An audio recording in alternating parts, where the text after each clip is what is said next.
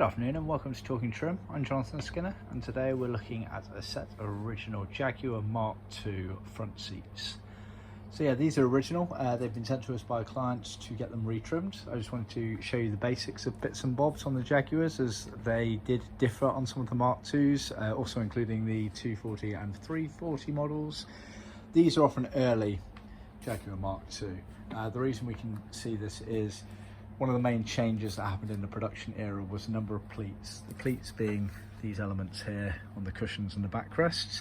The early cars had 7 pleats as per this, so 1, 2, 3, 4, 5, 6, 7 on both the cushions and the backrest, whereas they quickly shifted over to the 8 pleat version, which continues through into the 240 and 340 range as well.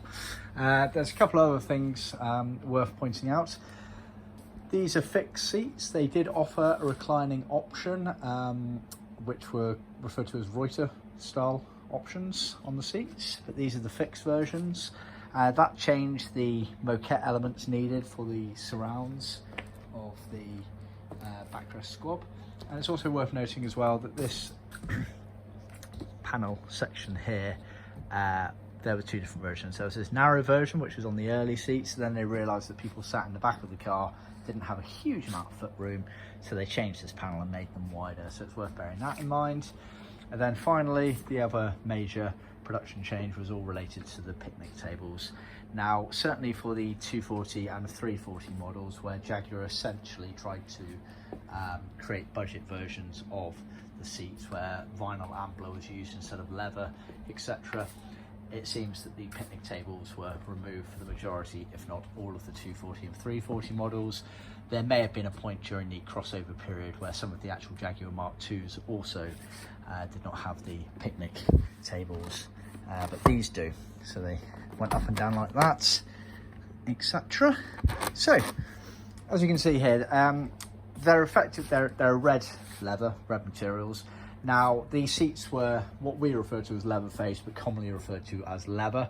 Leather face meaning that the majority of the seats are leather, but then you've got elements of vinyl and moquette. So effectively on these seats, everything on the main sections of the backrest and cushions that come into contact with your body would be leather. And then it's only really some of the elements of the lower surrounds down here that would be moquette and or vinyl. You can normally tell by the backing material here, so that's a dead giveaway there. It's actually Rexin they originally used, leather cloth commonly referred to these days, often superseded by vinyl. So you can see that that's definitely a Rexin material. This area here was also the sort of vinyl Rexin, whereas this here will be leather, but then the inside, can't open that one particularly easy. Yeah, there it is. The inside there would also be the vinyl leather, but this actual main part here would be leather there. You had moquette, or what we refer to as moquette. Actually, Jaguar sometimes cheaped out on that as well and started using a thin unbacked nylon material, but sometimes it was moquette. We always use moquette on our retrims. So yeah, you can see the detailing that went into these originally from the factory here. You can also see the wear and tear that's happened on the fading of the materials in the different areas. So it's got different tonal elements to the colours there. We always recommend, when trying to find out the original shades, to try and find areas that have been undisturbed.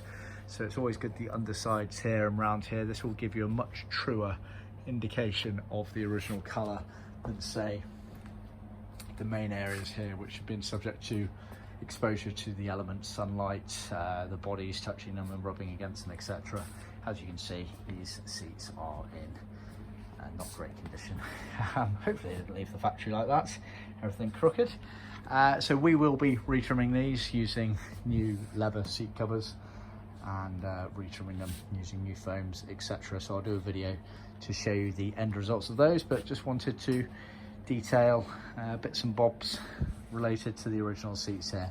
Just so we're aware here, this seat here is the right hand seat as you're sat in the car, whereas this upside down one here is the left hand seat as you're sat in the car. The easy way you can tell is on the inside of the car. It has a cutaway there underneath for obviously the gearbox tunnel, whereas the outside of the seat remains all the way down. I've also just opened up this book here just to show you the 7 versus 8 pleats. So up top here, the red one, these are 7 pleats, whereas this it's either light blue or French grey, depending on who you ask. See here on the later ones was the 8 pleat version. If we turn over as well, it's got information here pointing out about the wider and narrower bits here, as well as the picnic tables. You can see there as well. So it mentions here earlier Mark II front seats had smaller cutaways for the rear seat passengers. You can see here it was bigger there, so they made a much bigger and slightly taller gap there. Yeah, so food for thought. Please stay tuned and see the updated video where we've trimmed these up. Thanks for watching. Please remember to subscribe, like and share this video with other classic car enthusiasts, and stay tuned. Cheers.